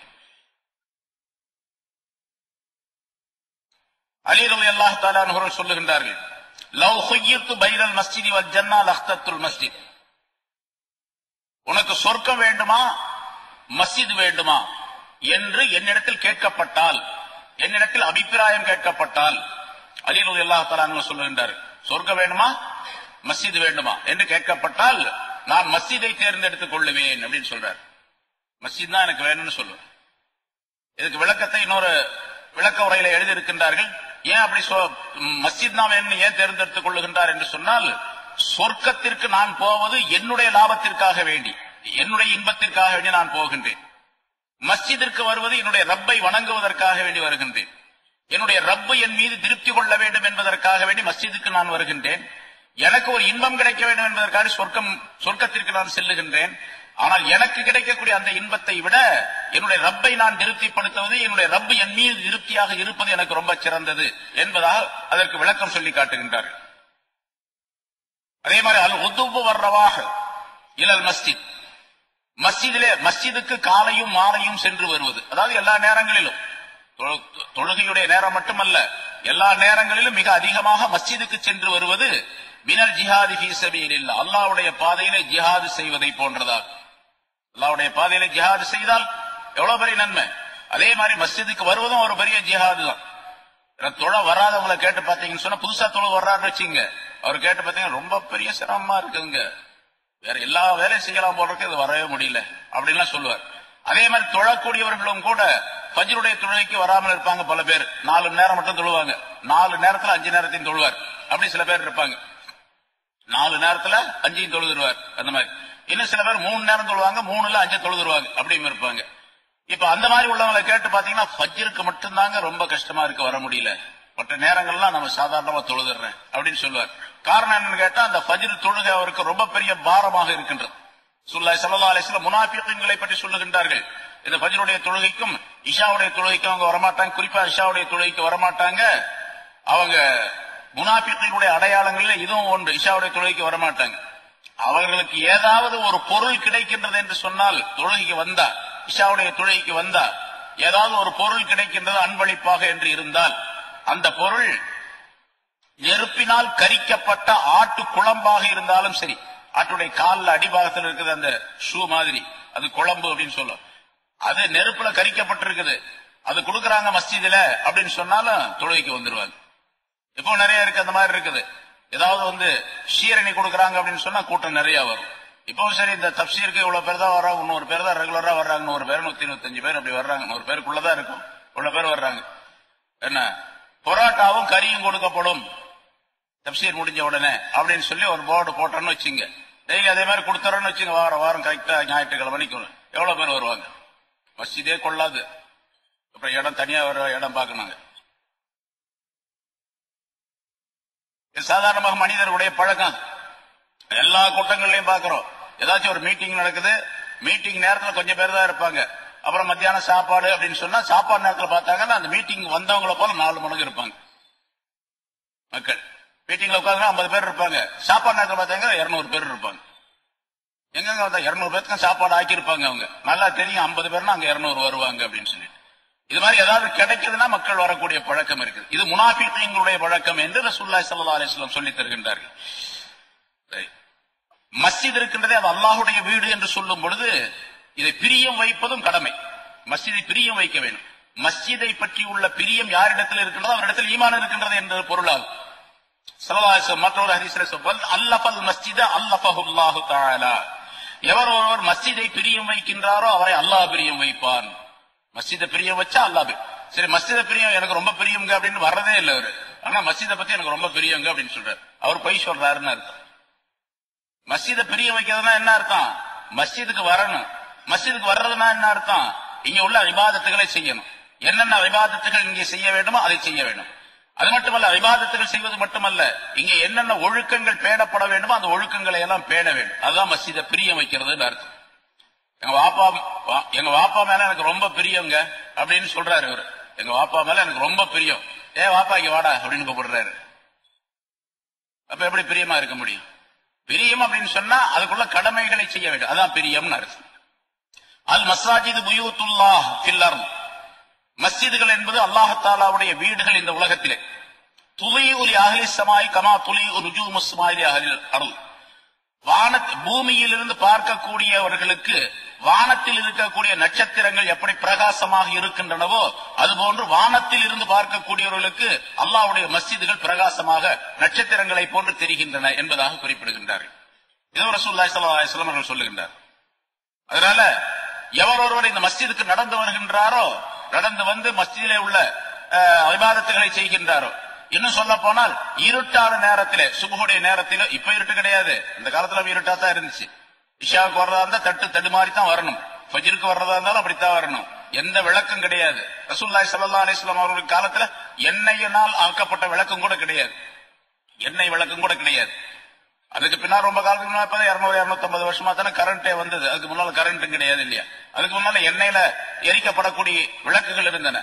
அதுக்கு முன்னால அதுவும் இல்லாமல் இருந்தது. அப்ப இருட்டான நேரத்தில் மஸ்ஜிதுக்கு வரக்கூடியவர்களுக்கு அல்லாஹ் தஆலா பரிபூர்ணமான ஒளியை தருவான் என்பதாக ரசூலுல்லாஹி ஸல்லல்லாஹு அலைஹி வஸல்லம் கூறினார். இரவின் இருட்டிலே மஸ்ஜிதுக்கு வரக்கூடியவர்களுக்கு கியாமத் நாளுடைய இருட்டிலிருந்து வெளிச்சத்தை அல்லாஹ் தஆலா தருவான் என்பதாக ரசூலுல்லாஹி ஸல்லல்லாஹு அலைஹி வஸல்லம் கூறினார். மம் மஷா ஃபீ துல்மத்தில்லாஹி இலல் மஸ்ஜித் ஃபீ துல்மத்தின் இலல் மஸ்ஜித்.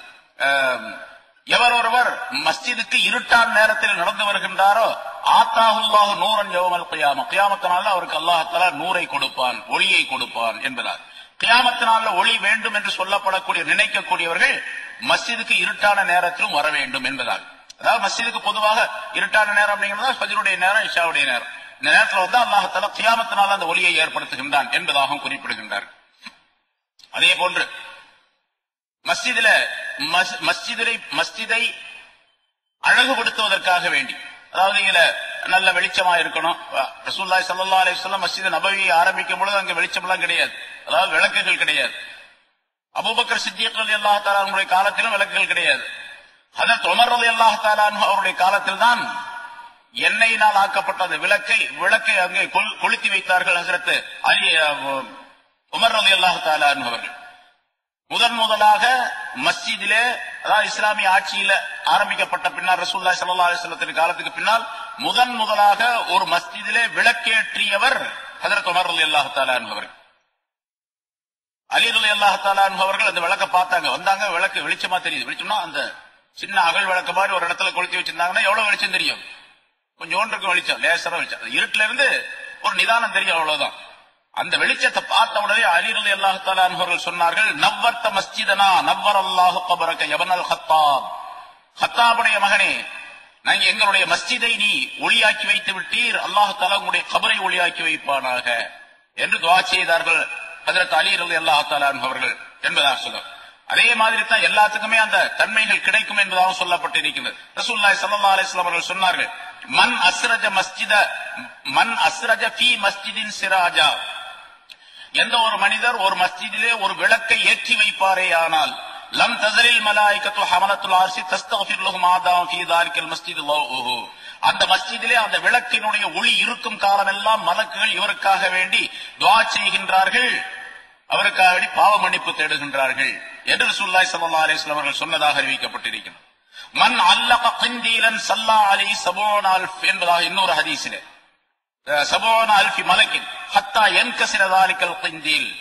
எந்த ஒரு மனிதர் ஒரு மஸ்ஜிதிலே ஒரு விளக்கை ஏற்றி வைக்கின்றாரோ, விளக்கை தொங்க விடுகின்றாரோ, விளக்கு வெளிச்சம் தருவதற்காக விளக்கை ஏற்பாடு செய்கின்றாரோ, அல்லாஹ் தஆலா அவருக்கு 70 மலக்குகள் அவருக்கு துஆ செய்வதற்காக அல்லாஹ் தஆலா ஏற்பாடு செய்கின்றார்.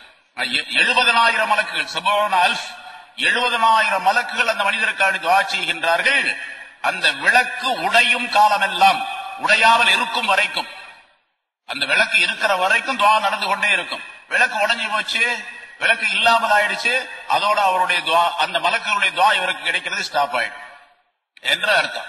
அப்ப 70,000 மலக்குகளுடைய துஆ விளக்கை கொளுத்தி வைக்கக்கூடியவர்களுக்கு, வெளிச்சத்தை உண்டாக்கி வைக்கக்கூடியவர்களுக்கு உண்டு என்பதாக குறிப்பிடுகின்றார். சரிங்க, வெளிச்சத்தை உண்டாக்கி வைக்கிறது, விளக்கு ஏற்றி வைக்கிறதுன்னு சொன்னா, ஆஹா இந்த ஹதீஸ் எல்லாம் முதல்லயே தெரியாம போச்சே, இல்லன்னா ஒரு போக்கஸ் லைட் 4-5 வாங்கி இந்த புஸ்தகத்தில் நான் மாட்டிடுவேனே அப்படின்னு இப்ப நினைக்க கூடாது. இருக்கிற லைட் போதும். இதுக்கு மேல லைட் போட்டா இஸ்ராஃப்னு வந்துடும், அது தேவையில்லை அப்படின்னு வந்துடும். ஆக லைட் போடுறது எப்படின்னு கேட்டா, இருட்டா இருக்கக்கூடிய இடத்துல போடுறதுன்னு அர்த்தம். வெளிச்சமா இருக்கக்கூடிய இடத்துல கொண்டு வந்து இன்னொரு 4 லைட் நான் வாங்கி போடுறேன், 70,000 மலக்கு எனக்கு துஆ செய்வாங்க, இஸ்திக்ஃபார் செய்வாங்க அப்படின்லாம் நினைக்க கூடாது. இருட்டா இருக்கக்கூடிய மஸ்ஜித், புதுசா ஒரு மஸ்ஜித் கட்டுறாங்க, அந்த மஸ்ஜிதுக்கு லைட் வாங்குறதுக்கு காசு இல்ல, எல்லாத்தையும் வசூல் பண்ணிட்டு இருக்கிறாங்க. சரி, இப்படி ஒரு ஹதீஸை கேள்விப்பட்டோம், இந்த பள்ளிவாசலுக்கு எத்தனை லைட் வேணுமோ அதை நான் கொடுத்துட்றேங்க, ஏன் செலவு அப்படின்னு சொல்லி போட்டாரு. போட்டுட்டு லைட்ல பேரெல்லாம் எழுதக்கூடாது, அப்துல் காரி சாஹிபுடைய உபயம் அப்படின்லாம் எழுதக்கூடாது. எழுதுங்க அப்படின்னு சொன்னா அது போயிடும், மலக்கெல்லாம் துஆ செய்ய மாட்டாங்க. அப்புறம் இஹ்லாஸான முறையில யாருக்கும் தெரியக்கூடாது, யாருக்குமே தெரியக்கூடாது. நம்ம கொடுக்கிறது யாருக்கும் தெரியக்கூடாது. அந்த நிர்வாகிகளுக்கு தெரியலாம், மற்றவர்களுக்கு யாருக்கும் அதை பிரபலப்படுத்தி கொண்டிருக்க வேண்டிய அவசியம் இல்லை. அப்படி இருந்துச்சுன்னு சொன்னா அது இஹ்லாஸ் இல்லாம போய், அதுக்கும் பின்னால ஹதீஸ்கள் வருகிறது. ரசூலுல்லாஹி ஸல்லல்லாஹு அலைஹி வஸல்லம் அவர்கள் சொல்லுகின்றார் மற்றொரு ஹதீஸிலே, அபூ துர்சாஃபா என்று ஒரு சஹாபி அவர் சொல்லுகின்றார், சமிஅத்து ரசூலுல்லாஹி ஸல்லல்லாஹு அலைஹி வஸல்லம் யகூல், ஸல்லல்லாஹு அலைஹி வஸல்லம் அவர்கள் சொன்னதாக நான் கேட்டிருக்கின்றேன், இஹ்ராஜுல் குமாமதி மினல் மஸ்ஜிதி முஹூருல் ஹூருல் ஈன் என்பதாக, அதாவது மஸ்ஜிதுகளை சுத்தப்படுத்துவது, மஸ்ஜிதில் இருக்கக்கூடிய குப்பை கூலங்களை அகற்றுவது, ஹூருல் ஈன் என்று சொல்லப்படக்கூடிய சொர்க்க கன்னியர்கள் இருக்கின்றார்களே அவர்களுக்கு மகராக அமைந்திருக்கின்றது என்பதாக ரசூலுல்லாஹி ஸல்லல்லாஹு அலைஹி வஸல்லம் சொல்ல நான் கேட்டிருக்கின்றேன் என்பதாக குறிப்பிடுகின்றார். சொர்க்கத்திலே ஹூருல் ஈன் என்ற பெண்கள் திருமணம் செய்து வைக்கப்படுவார்கள் மோமின்களுக்கு, இல்லையா, சொர்க்கவாசிகளுக்கு, ஆண்களுக்கு. அந்த பெண்களுக்குரிய மகர் எதுவென்று சொன்னால், உலகத்திலே மஸ்ஜிதிலே கிடைக்கக்கூடிய குப்பை கூலங்களை அகற்றுவது, சுத்தப்படுத்துவது இருக்கின்றதே, அது அவர்களுக்கு மகராக அமையும் என்பதாக மற்றொரு ஹதீஸிலே ரசூலுல்லாஹி ஸல்லல்லாஹு அலைஹி வஸல்லம் சொல்லி காட்டுகின்றார். இப்படி ஏராளமான விளக்கங்கள் இருக்கின்றன. ஹஜ்ரத் சுலைமான் அலைஹிஸ்ஸலாம், நபி சுலைமான் அலைஹிஸ்ஸலாம் அவர்கள் அந்த பைத்துல் முகத்தஸை கட்டினார்கள். பைத்துல் முகத்தஸை கட்டிய பின்னால அவர்கள் 700 விளக்குகள், அந்த மஸ்ஜிதை வெளிச்சப்படுத்துவதற்காக வேண்டி 700 விளக்குகளை அங்கே அமைத்தார்கள். ஒவ்வொரு விளக்கும் தங்கத்தினால் செய்யப்பட்டவை, தங்கத்தினால் செய்யப்பட்ட 700 விளக்குகள். விளக்குனா அந்த எண்ணெய் ஊத்தி கொளுத்தி, அந்த காலத்துல ஜெய்தூன் எண்ணெயினால விளக்கு எரிப்பாங்க, அந்த எண்ணெயை ஊத்தி வைக்கக்கூடிய அந்த பாத்திரம் இருக்கின்றது, அது தங்கத்தினால் செய்து வைத்தார்கள். அதை தொங்க விடுவதற்காக சங்கிலி செஞ்சாங்க. அந்த சங்கிலி வெள்ளியினாலானது. வெள்ளி சங்கிலிகளால் தொங்கவிடப்பட்ட தங்க விளக்குகள் 700 அந்த மஸ்ஜிதிலே, மஸ்ஜித் பைத்துல் முகத்தஸிலே அவர்கள் ஏற்படுத்தி வைத்தார்கள் என்பதாக சொல்லப்பட்டு இருக்கின்றது. ஆக மஸ்ஜிதில விளக்கு இல்லாத இடத்துல இருட்டா இருக்கக்கூடிய நிலத்துல இருட்டை போக்குவதற்காக வேலை செய்தால், இஹ்லாசான முறையில இருந்தால், அல்லாஹ் தஆலா நம்முடைய கபருடைய இருட்டை போக்கி வைப்பான், ஆகிரத்தில் ஒளியை தருவான் மஹ்ஷர் மைதானத்திலே என்றெல்லாம் இந்த ஹதீஸின் மூலமாக விளக்கப்படுகின்றது. அதே போன்று மஸ்ஜித் கட்டுமானம் இருக்கின்றது. அது நிறைய கேள்விப்பட்டிருப்பீங்க. மன் பனா மஸ்ஜிதன் லில்லாஹி தஆலா பனல்லாஹு லஹு பைத்தன் ஃபில் ஜன்னah. எவர் ஒருவர் அல்லாஹ்வுக்காக வேண்டி ஒரு வீட்டை, ஒரு மஸ்ஜிதை கட்டுகின்றாரோ அவருக்கு அல்லாஹ் தஆலா சொர்க்கத்தில் ஒரு வீட்டை கட்டி தருகின்றான், ஒரு மாளிகையை கட்டி தருகின்றான் என்பதால் சொர்க்கத்திலே மாளிகை வேண்டும் என்று விரும்பக்கூடியவர்கள் உலகத்திலே மஸ்ஜிதை கட்டி மக்கள் தொழுவதற்காக ஏற்பாடு செய்ய வேண்டும் என்பதை ஸல்லல்லாஹு அலைஹி வஸல்லம் குறிப்பிடுகின்றார்கள். இன்னொரு ஹதீஸ்ல மன் பனா லில்லாஹி மஸ்ஜிதன், எவர் ஒருவர், ஸல்லல்லாஹு அலைஹி வஸல்லம் சொல்லும் போது எப்படி சொல்றாங்க, மன் பனா மஸ்ஜிதன், எவர் ஒருவர் ஒரு மஸ்ஜிதை கட்டுவாரேயானால் என்று சொல்லல, மன் பனா லில்லாஹி மஸ்ஜிதன், அல்லாஹ்வுக்காக வேண்டி ஒரு மஸ்ஜிதை கட்டினால். அப்ப இஹ்லாஸ் வேணும். இறை இல்ல கொடை வள்ளல் அப்படின்னா போடுறதுக்காக கட்டக்கூடாது. மஸ்ஜித் கட்டி கொடுத்தாரு ஹாஜியார் ரொம்ப நல்லவரு அப்படின்னு மேடையில போடுறதுக்காக வேண்டி நிறைய நடக்குது. அப்படித்தான் நடக்குது. ஒரு மஸ்ஜித் கட்டுவாரு, அந்த மஸ்ஜிதுடைய திறப்பு விழா நடக்கும். அந்த திறப்பு விழாவில யார் கட்டி கொடுத்தாரோ அவரை பாராட்டாத ஆளுகளே இருக்க மாட்டாங்க.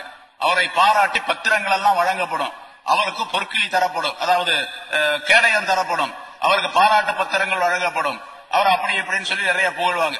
இந்த புகழ்ச்சிக்காக வேண்டிதான் அவர் கட்டி கொடுக்கிறார். கட்டி கொடுத்தா இதெல்லாம் கிடைக்கும் அப்படின்னு சொல்லி. அப்படி இருக்கவே கூடாது. எந்த விதமான உலகத்தினுடைய ஆதாயங்களும் எதிர்பார்க்காமல், யாருடைய பாராட்டையும் எதிர்பார்க்காமல், பாராட்டை இருக்கக்கூடாது என்ற நிலையிலே ரியா சும்ஆ என்பதாக சொல்லப்படும்.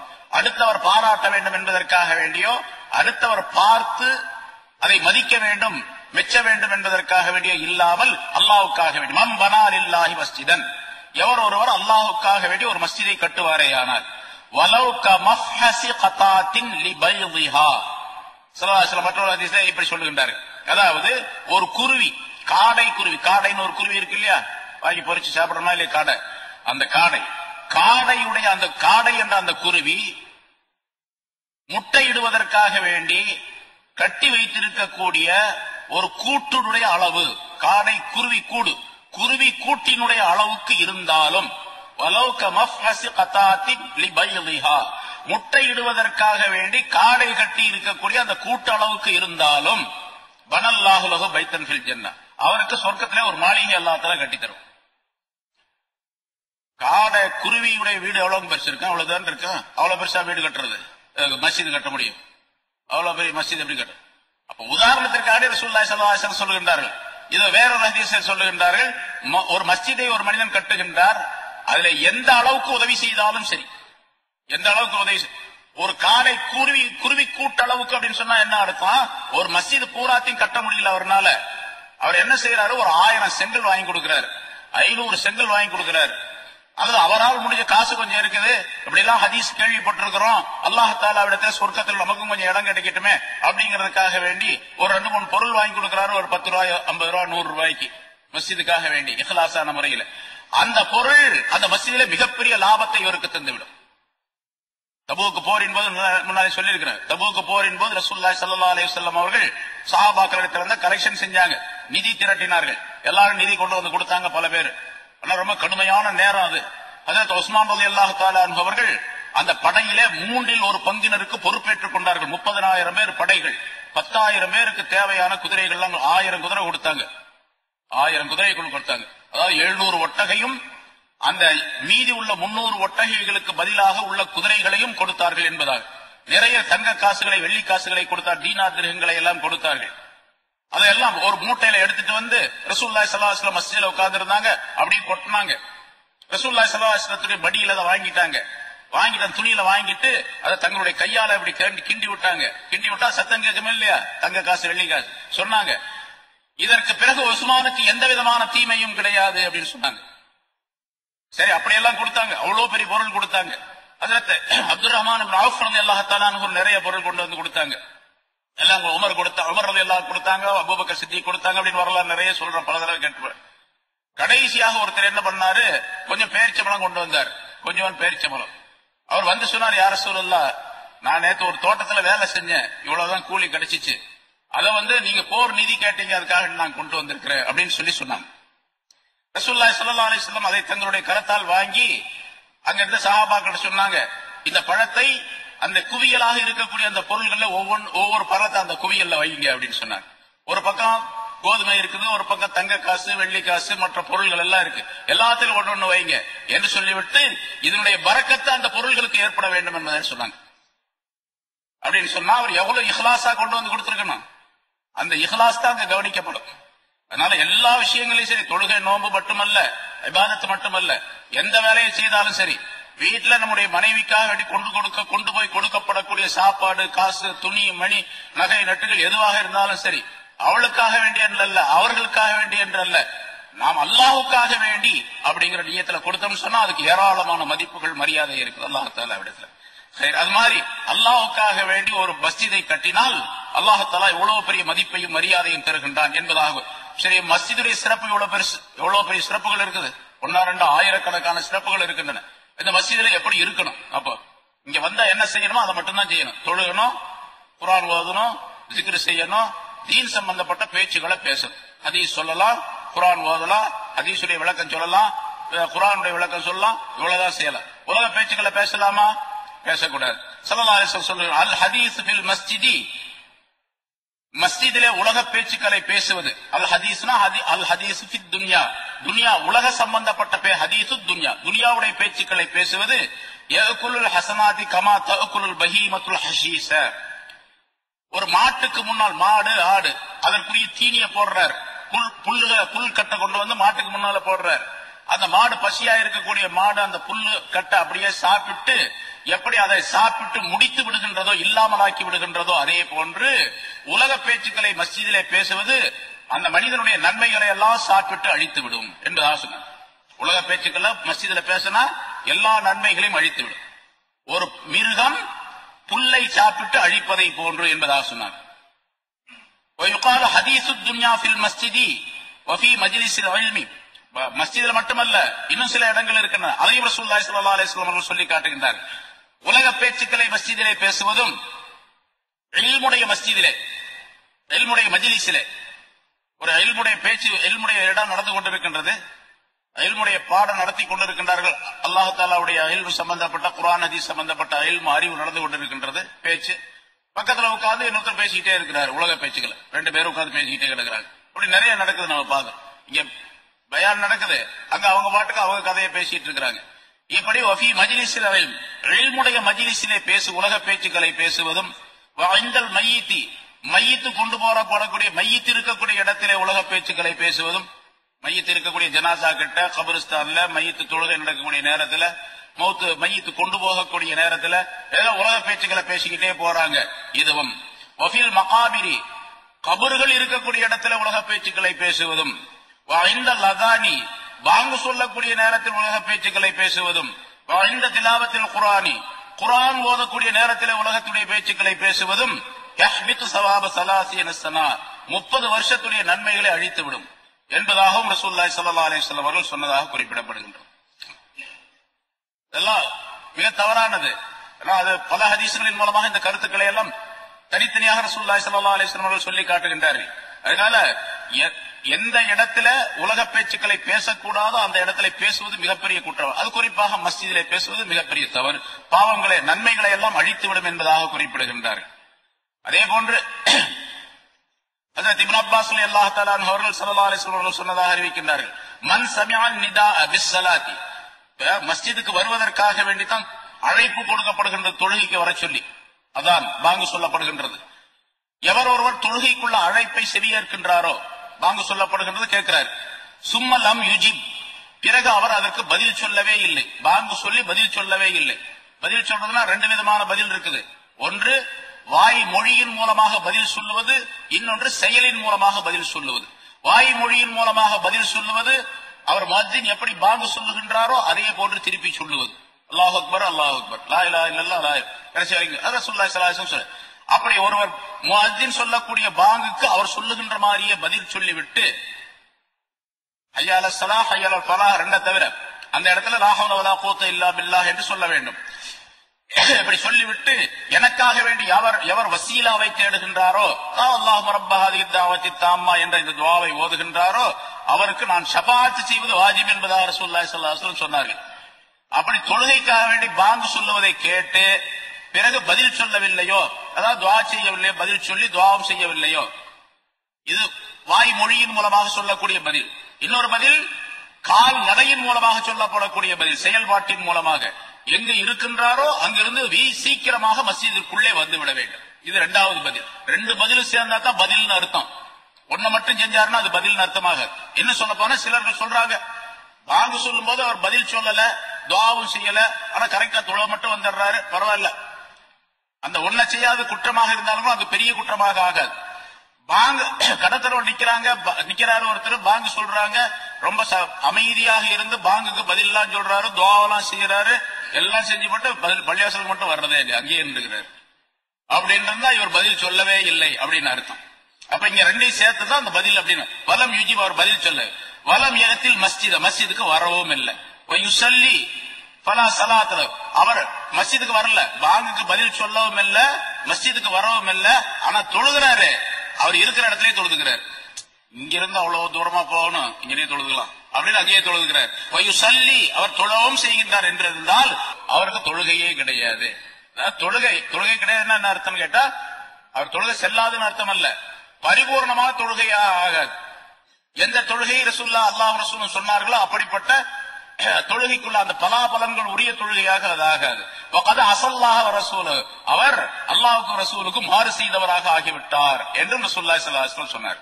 ஆக தொழுகை சம்பந்தப்பட்ட மஸ்ஜித் சம்பந்தப்பட்ட விஷயத்தை அல்லாஹ் தஆலா குறிப்பிடும் பொழுது மஸ்ஜித் சம்பந்தப்பட்ட என்னென்ன வேலைகள் இருக்கின்றனவோ அவை அனைத்தையும் செய்ய வேண்டும் என்பதையும் அல்லாஹ் தஆலா இந்த ஆயத்தின் மூலமாக நமக்கு கோடிட்டு காட்டுகின்றான். அப்படிப்பட்ட தன்மைகளை நாம் அனைவரும் மஸ்ஜித் சம்பந்தப்பட்ட விஷயங்களிலே கவனமாக கடைபிடிக்க வேண்டும். அத்தகைய நல்ல பண்புகளை நம் அனைவருக்கும் அல்லாஹ் தஆலா தந்தருள்வானாக. வாஹிரு தஅவானா அல்ஹம்துலில்லாஹி ரப்பில் ஆலமீன். أما بعد فقد قال الله تعالى في كلامه القديم: أعوذ بالله من الشيطان الرجيم. بسم الله الرحمن الرحيم. أجعلتم سقاية الحاج وعمارة المسجد الحرام كمن آمن بالله واليوم الآخر وجاهد في سبيل الله لا يستوون عند الله والله لا يهدي القوم الظالمين. الذين آمنوا وهاجروا وجاهدوا في سبيل الله بأموالهم وأنفسهم أعظم درجة عند الله أولئك هم الفائزون. يبشرهم ربهم برحمة منه ورضوان وجنات لهم فيها نعيم مقيم خالدين فيها أبدا إن الله عنده أجر عظيم. صدق الله العظيم. கண்ணியத்திற்குரிய பெரியோர்களே, சகோதரர், அல்லாஹ் தஆலாவுடைய கிருபையால் 632வது வாரமாக தஃப்சீருடைய இந்த தொடர் பயான் இப்பொழுது ஆரம்பிக்கும். சூரத்து தௌபா என்ற அத்தியாயத்தில் 18 ஆயத்துகள் இதற்கு முன்னால் விளக்கம் சொல்லப்பட்டிருக்கிறது. சென்ற வாரம் சொல்லப்பட்ட ஆயத்தில் மஸ்ஜித் சம்பந்தமான பல விளக்கங்கள் சொல்லப்பட்டன. மஸ்ஜிதை எப்படி பராமரிக்க வேண்டும், மஸ்ஜிதுடைய நிர்வாகிகள் எப்படி இருக்க வேண்டும் என்பது பற்றி உள்ள விளக்கங்கள் எல்லாம் அதிலே சொல்லப்பட்டது. இன்னமா யாமுரு, மஸ்ஜிதை நிர்வாகம் செய்வது என்று சொல்லப்படக்கூடிய அந்த ஆயத்திற்கு நிர்வாகிகள், பராமரிப்பு விஷயங்கள் ஆகியவை எல்லாம் அதில் சேர்ந்தன என்பதாக சொல்லப்பட்டது. அதே போல ஒரு மஸ்ஜித் என்று சொன்னால் அங்கே தொழ வைப்பதற்காக வேண்டி ஒரு இமாம் இருக்க வேண்டும், பாங்கு சொல்லுவதற்காக வேண்டி ஒரு முஅஸ்ஸின் என்பவர் இருக்க வேண்டும். இதுவும் கூட அந்த இன்னமா யாமுரு என்ற வார்த்தைக்குள்ளே அடங்கியது. இமாமானவர் எப்படி இருக்க வேண்டும் என்பது பற்றியுள்ள விளக்கங்களும் பல ஹதீசுகளின் மூலமாக, ஹதீசுகளுக்கு விளக்கம் சொல்லக்கூடிய உலமாக்களின் மூலமாக, இமாம்களின் மூலமாக அறிவிக்கப்பட்டிருக்கிறது. பொதுவாக பல கருத்துகள் இருக்கின்றன, பல விஷயங்கள். அதிலே முதல் தரமாக அந்த இமாமாக இருக்கக்கூடியவர் மற்ற தொழுகையாளிகளை விட விசேஷமாக இருக்க வேண்டும் எல்லா வகையிலும். குறிப்பாக குர்ஆன் சம்பந்தப்பட்ட விஷயத்திலே தெளிவுபட குர்ஆனை ஓதக்கூடியவராக இருக்க வேண்டும். குர்ஆனுடைய ஆயத்துகள், அதனுடைய எழுத்துக்கள் ஆகியவற்றை மிக தெளிவாகவும் சுத்தமாகவும் ஓதக்கூடியவராக இருக்க வேண்டும்.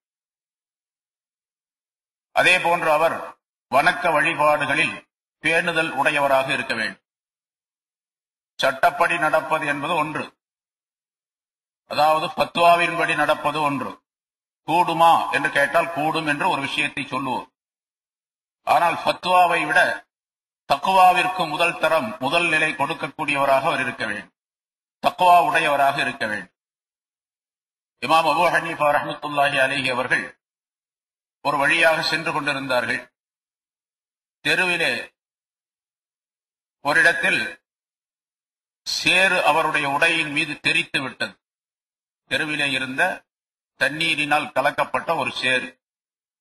அது மண் தரையாக இருந்த அந்த காலத்திலே அந்த மண்ணிலே தண்ணீர் கலந்த காரணத்தினால் அந்த சேறு அவருடைய உடையிலே லேசாக தெரித்து விட்டது. அதை உடனடியாக கழுவிக்கொண்டு சுத்தம் செய்து கொண்டு பிறகு வந்து தொழுவதற்காக வேண்டி அவர் நின்றார். அருகில் உள்ளவர்கள் கேட்டார்கள், லேசாகத்தானே சேர் தெரித்தது, இதை கழுவ வேண்டும் என்று கட்டாயம் கிடையாதே, நீங்களே சொல்லி இருக்கின்றீர்களே சட்டம் என்பதாக கேட்டார்கள். அப்பொழுது இமாம் அபூ ஹனீஃபா ரஹ்மத்துல்லாஹி சொன்னார்கள், நான் சொன்னது ஃபத்வா, நான் செய்தது தக்வா என்பதாக சொன்னார்கள். இமாமாக இருக்கக்கூடியவர் தக்வா உடையவராக இருக்க வேண்டும். ஒரு வேலையை ஒரு இமாம் செய்கின்றார், ஒரு விஷயத்தை செய்கின்றார் மக்களுக்கு மத்தியிலே. அதை ஒருவர் ஆட்சேபித்து கேட்கின்றார், நீங்களே இந்த மாதிரி செய்கின்றீர்களே என்பதாக. அப்பொழுது இமாமானவர் இப்படி பதில் சொன்னால் கூடுமா கூடாதா? கூடும். கூடும் என்று சொன்னால் போய்விட்டு போய்கொண்டே இருக்க வேண்டியதுதானே, இது என்ன கேள்வி என்பதாக சொல்லக்கூடாது. அவர் கேட்டவர் என்ன காரணத்தினால் கேட்கின்றார், நீங்களே இப்படி செய்கின்றீர்களே என்று சொன்னால் மற்றவர்கள் உங்களை பார்த்து செய்யக்கூடியவர்களாக இருக்கின்றார்கள், ஆகவே நீங்கள் பேணுதலாக நடந்து கொள்ள வேண்டும் என்ற முறையை அவர் கேட்கின்றார். பேணுதல் அதுவல்ல என்று தெரியும் பொழுது பேணுதலான வேலையை, விஷயத்தை எடுத்துக் கொள்ள வேண்டியது கட்டாயம். பொதுவாக உலமாக்கள் இது நிறைய விளக்கங்கள் இருக்கின்றன. தொழுகை சம்பந்தப்பட்ட விஷயத்திலே நாள் நிறைய சொல்லி இருக்கிறோம். தொழ வைக்கக்கூடிய இமாம் ரசூலுல்லாஹி ஸல்லல்லாஹு அலைஹி வஸல்லம் அவர்கள் சொல்லுகின்றார்கள், முக்ததிகள், பின்னால் நிற்கக்கூடியவர்கள், தொழக்கூடியவர்கள் இமாமுக்கு முந்தி எந்த செயலையும் செய்யக்கூடாது. இமாமுக்கு முன்னால ருக்குவுக்கு போறது, சுஜூதுக்கு போறது, தலையை தூக்குறது, தலையை குனிகிறது, இந்த மாதிரி வேலைகளை முக்ததிகள் செய்யக்கூடாது. வேண்டுமென்றே மனம் அறிந்து ஒரு முக்ததி இமாமுக்கு முன்னால் வேலைகளை செய்துவிட்டால், சுஜூதுக்கு போகும் பொழுது, ருக்குவுக்கு போகும் பொழுது இமாமுக்கு முன்னாலேயே போய் கொண்டிருக்கின்றார் வழக்கமாக, அதை ஒரு பெரிதாக அவர் எடுத்துக் கொள்வதில்லை என்று இருந்தால் ரசூலுல்லாஹி ஸல்லல்லாஹு அலைஹி வஸல்லம் சொல்லுகின்றார்கள், அவர் பயந்து கொள்ளக்கூடாதா? அமா யஹ்ஷா அஹதுக்கும், உங்களில் ஒருவர் பயப்படக்கூடாதா? இமாமுக்கு முன்னால் செல்லக்கூடிய அவருடைய தலை கழுதையின் தலையாக ஆக்கப்பட்டு விடும் என்பதையோ, அல்லது அவருடைய உடல் முழுவதுமோ கழுதையுடைய உடலாக ஆக்கப்பட்டு விடும் என்பதை அவர் பயந்து கொள்ளக்கூடாதா என்பதாக சொல்லுகின்றார்கள். இமாமுக்கு முன்னால் போனால் இந்த பெரிய குற்றம் ஏற்படும்.